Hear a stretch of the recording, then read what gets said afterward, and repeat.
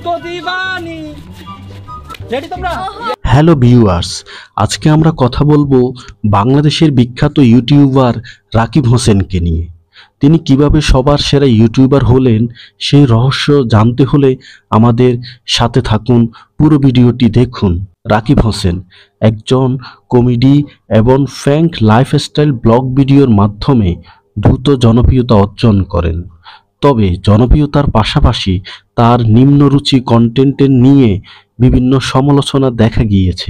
দর্শকদের একটি বড় অংশ মনে করেন তার ভিডিওতে অতিরঞ্জিত নাটকীয়তা, বানোয়াট প্রতিক্রিয়া এবং একই ধরনের স্ক্রিপ্ট বারবার ব্যবহার করার কারণে কন্টেন্টের মান দিন দিন নিচে নেমে যাচ্ছে।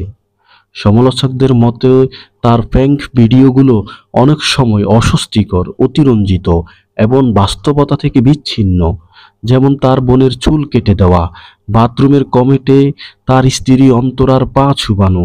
এইসব সস্তা কন্টেন্ট তৈরি করে তিনি জনপ্রিয়তা অর্জন করেন। এরপর কিছুদিন পর সামাজিক যোগাযোগ মাধ্যমে এক কন্টেন্ট ক্রিয়েটর নামে বিষাদগার করা, এমন সব বাজে মন্তব্য করার কারণেই এই রাকিব হোসেন অতি তাড়াতাড়ি সবার সেরা হয়ে ওঠেন।